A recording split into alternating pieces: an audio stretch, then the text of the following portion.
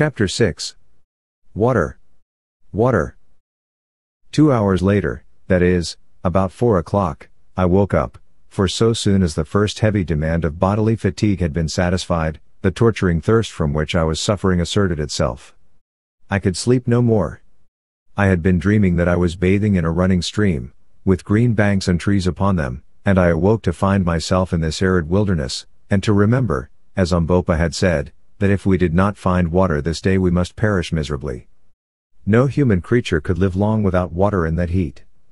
I sat up and rubbed my grimy face with my dry and horny hands, as my lips and eyelids were stuck together, and it was only after some friction and with an effort that I was able to open them.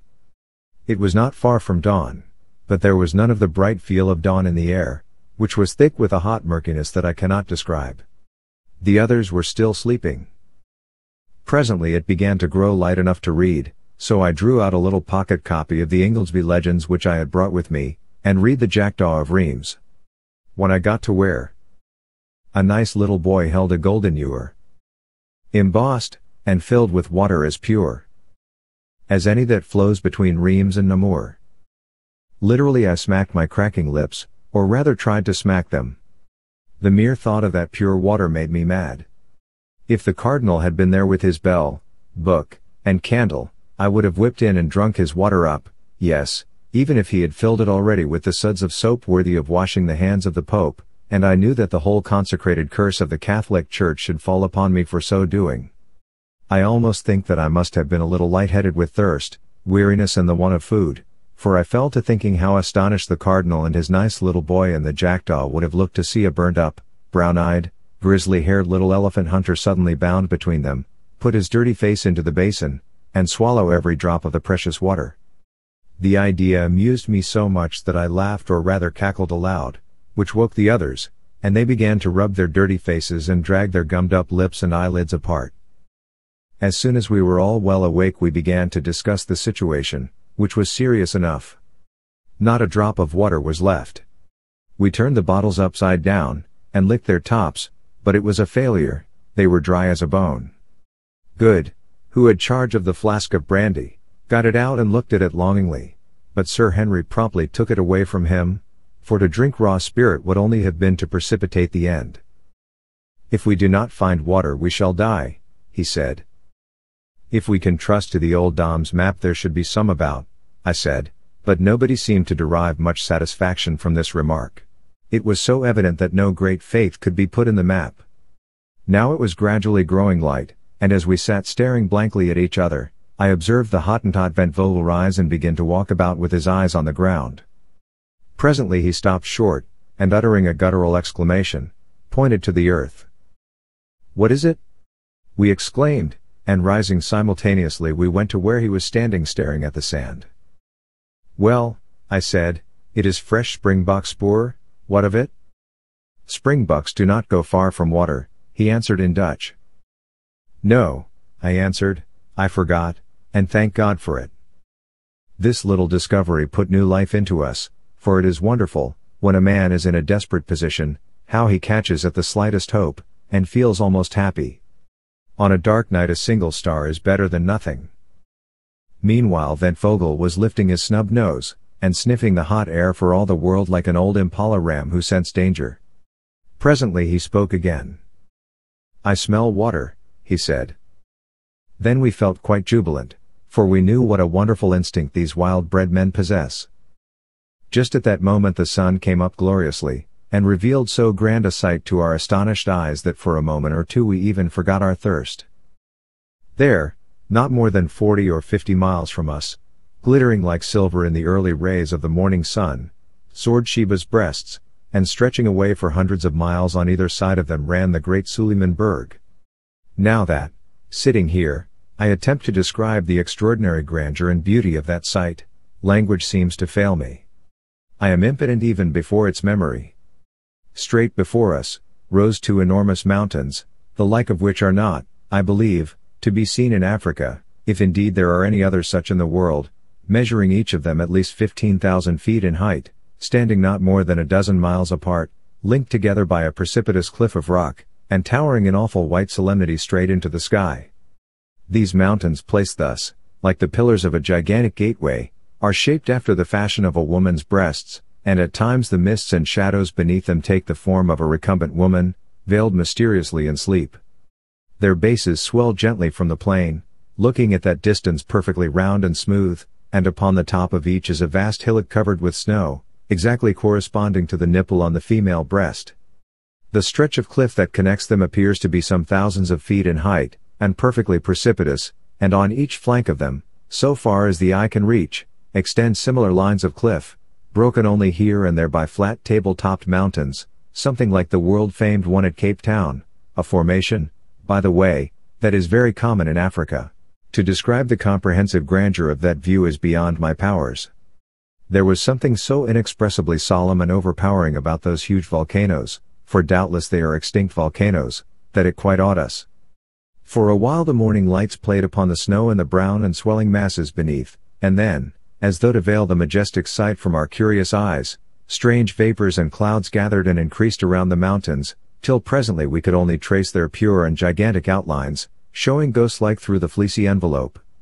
Indeed, as we afterwards discovered, usually they were wrapped in this gauze-like mist, which doubtless accounted for our not having seen them more clearly before. Sheba's breasts had scarcely vanished into cloud-clad privacy, before our thirst, literally a burning question, reasserted itself.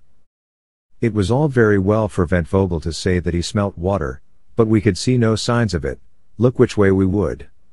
So far as the eye might reach there was nothing but arid sweltering sand and karoo scrub.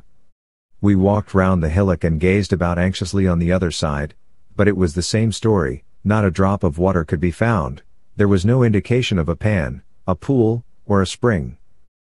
"You are a fool," I said angrily to Ventvogel, "there is no water." But still he lifted his ugly snub nose and sniffed. "I smell it, Boz," he answered, "it is somewhere in the air." "Yes," I said, "no doubt it is in the clouds, and about 2 months hence it will fall and wash our bones." Sir Henry stroked his yellow beard thoughtfully. "Perhaps it is on the top of the hill," he suggested.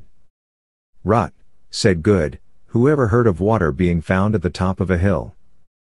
"Let us go and look," I put in, and hopelessly enough we scrambled up the sandy sides of the hillock, Umbopa leading. Presently he stopped as though he was petrified. "Nanzi Amanzi. That is, here is water," he cried with a loud voice. We rushed up to him, and there, sure enough, in a deep cut or indentation on the very top of the sand copy, was an undoubted pool of water. How it came to be in such a strange place we did not stop to inquire, nor did we hesitate at its black and unpleasant appearance. It was water, or a good imitation of it, and that was enough for us. We gave a bound and a rush, and in another second we were all down on our stomachs sucking up the uninviting fluid as though it were nectar fit for the gods. Heavens, how we did drink! Then when we had done drinking we tore off our clothes and sat down in the pool, absorbing the moisture through our parched skins. You, Harry, my boy, who have only to turn on a couple of taps to summon hot and cold from an unseen, vasty cistern, can have little idea of the luxury of that muddy wallow in brackish tepid water. After a while we rose from it, refreshed indeed, and fell to on our biltong, of which we had scarcely been able to touch a mouthful for 24 hours, and ate our fill. Then we smoked a pipe, and lay down by the side of that blessed pool, under the overhanging shadow of its bank, and slept till noon. All that day we rested there by the water, thanking our stars that we had been lucky enough to find it, bad as it was, and not forgetting to render a due share of gratitude to the shade of the long-departed de Silvestre, who had set its position down so accurately on the tail of his shirt. The wonderful thing to us was that the pan should have lasted so long, and the only way in which I can account for this is on the supposition that it is fed by some spring deep down in the sand. Having filled both ourselves and our water bottles as full as possible, in far better spirits we started off again with the moon. That night we covered nearly 25 miles, but, needless to say, found no more water, though we were lucky enough the following day to get a little shade behind some ant heaps. When the sun rose, and, for a while, cleared away the mysterious mists, Suleimansburg with the 2 majestic breasts, now only about 20 miles off, seemed to be towering right above us, and looked grander than ever.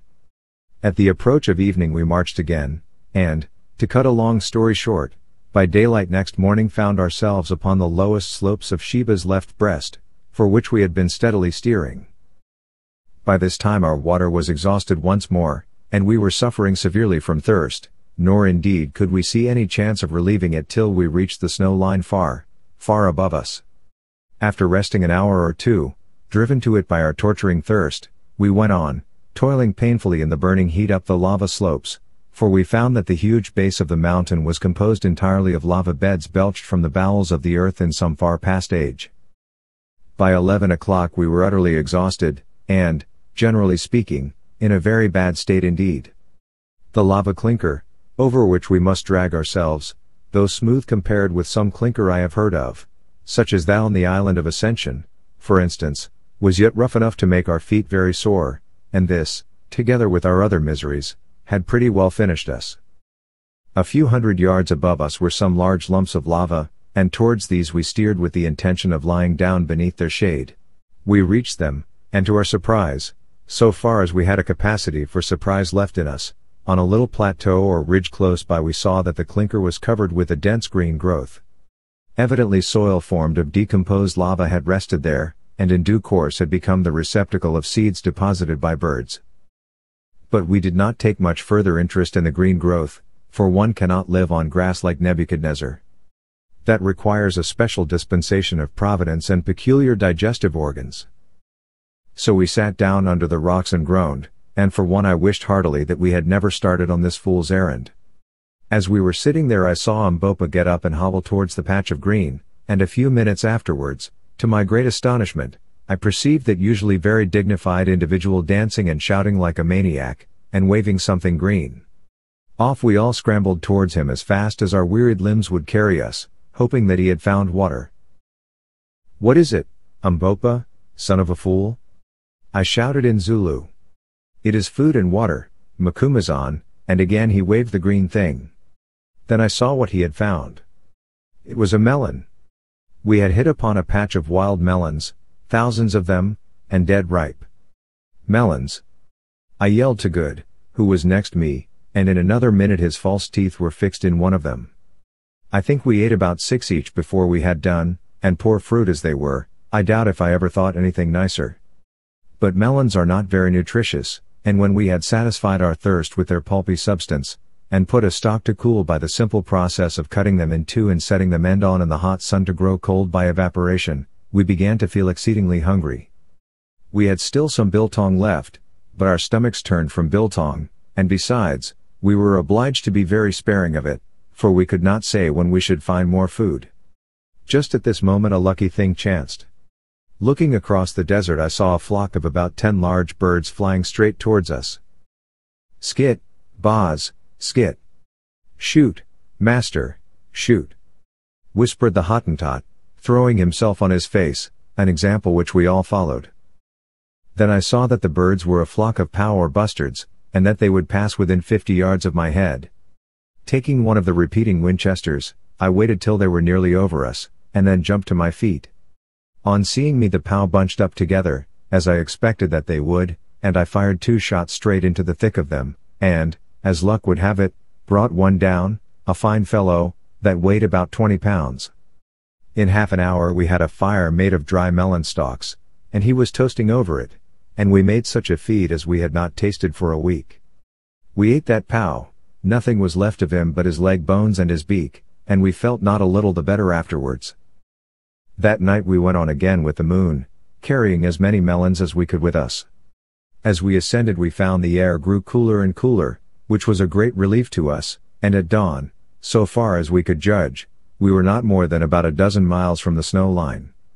Here we discovered more melons, and so had no longer any anxiety about water, for we knew that we should soon get plenty of snow. But the ascent had now become very precipitous, and we made but slow progress, not more than a mile an hour. Also that night we ate our last morsel of biltong. As yet, with the exception of the pow, we had seen no living thing on the mountain, nor had we come across a single spring or stream of water, which struck us as very odd, considering the expanse of snow above us, which must, we thought, melt sometimes. But as we afterwards discovered, owing to a cause which it is quite beyond my power to explain, all the streams flowed down upon the north side of the mountains. Now we began to grow very anxious about food. We had escaped death by thirst, but it seemed probable that it was only to die of hunger. The events of the next 3 miserable days are best described by copying the entries made at the time in my notebook. 21st May. Start at 11 a.m., finding the atmosphere quite cold enough to travel by day, and carrying some watermelons with us. Struggled on all day, but found no more melons, having evidently passed out of their district. Saw no game of any sort.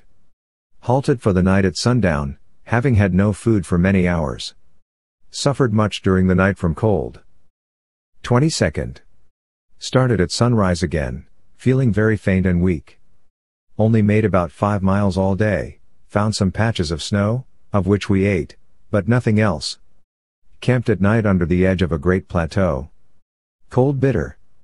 Drank a little brandy each, and huddled ourselves together, each wrapped up in his blanket, to keep ourselves alive. Are now suffering frightfully from starvation and weariness. Thought that Ventvogel would have died during the night. 23rd. Struggled forward once more as soon as the sun was well up, and had thawed our limbs a little. We are now in a dreadful plight, and I fear that unless we get food this will be our last day's journey. But little brandy left. Good, Sir Henry, and Umbopa bear up wonderfully, but Ventvogel is in a very bad way. Like most Hottentots, he cannot stand cold. Pangs of hunger not so bad, but have a sort of numb feeling about the stomach. Others say the same. We are now on a level with the precipitous chain, or wall of lava, linking the 2 breasts, and the view is glorious.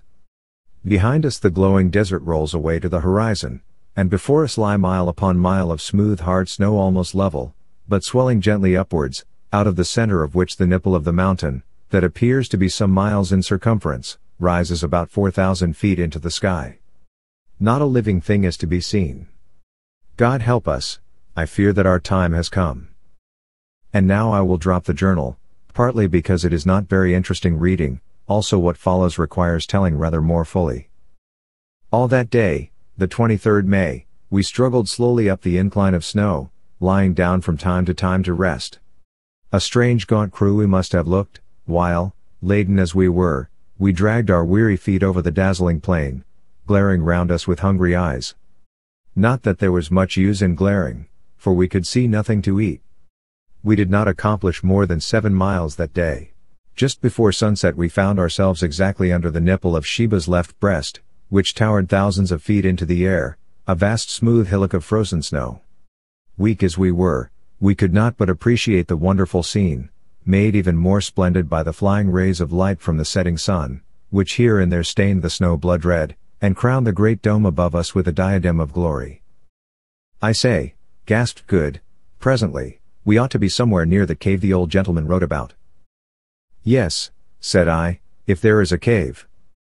Come, Quatermain, groaned Sir Henry, don't talk like that, I have every faith in the Dom, remember the water. We shall find the place soon. If we don't find it before dark we are dead men, that is all about it, was my consolatory reply. For the next 10 minutes we trudged in silence, when suddenly Umbopa, who was marching along beside me, wrapped in his blanket, and with a leather belt strapped so tightly round his stomach, to make his hunger small, as he said, that his waist looked like a girl's, caught me by the arm. Look, he said, pointing towards the springing slope of the nipple. I followed his glance, and some 200 yards from us perceived what appeared to be a hole in the snow. It is the cave, said Umbopa. We made the best of our way to the spot, and found sure enough that the hole was the mouth of a cavern, no doubt the same as that of which de Silvestre wrote. We were not too soon, for just as we reached shelter the sun went down with startling rapidity, leaving the world nearly dark, for in these latitudes there is but little twilight. So we crept into the cave, which did not appear to be very big, and huddling ourselves together for warmth, swallowed what remained of our brandy, barely a mouthful each, and tried to forget our miseries in sleep. But the cold was too intense to allow us to do so, for I am convinced that at this great altitude the thermometer cannot have marked less than 14 or 15 degrees below freezing point. What such a temperature meant to us, enervated as we were by hardship, want of food, and the great heat of the desert, the reader may imagine better than I can describe. Suffice it to say that it was something as near death from exposure as I have ever felt. There we sat hour after hour through the still and bitter night, feeling the frost wander round and nip us now in the finger, now in the foot, now in the face. In vain did we huddle up closer and closer, there was no warmth in our miserable starved carcasses. Sometimes one of us would drop into an uneasy slumber for a few minutes, but we could not sleep much, and perhaps this was fortunate, for if we had I doubt if we should have ever woke again.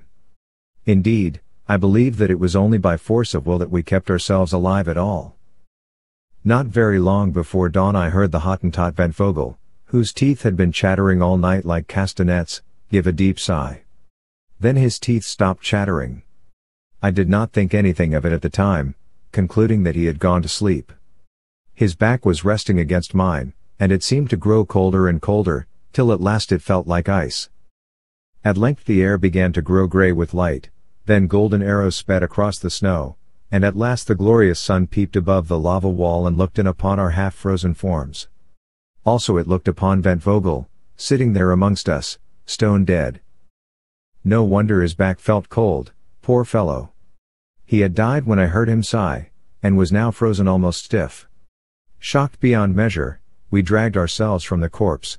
How strange is that horror we mortals have of the companionship of a dead body, and left it sitting there, its arms clasped about its knees. By this time the sunlight was pouring its cold rays, for here they were cold, straight into the mouth of the cave. Suddenly I heard an exclamation of fear from someone, and turned my head. And this is what I saw. Sitting at the end of the cavern, it was not more than 20 feet long, was another form, of which the head rested on its chest and the long arms hung down. I stared at it, and saw that this too was a dead man, and, what was more, a white man. The others saw also, and the sight proved too much for our shattered nerves. One and all we scrambled out of the cave as fast as our half-frozen limbs would carry us.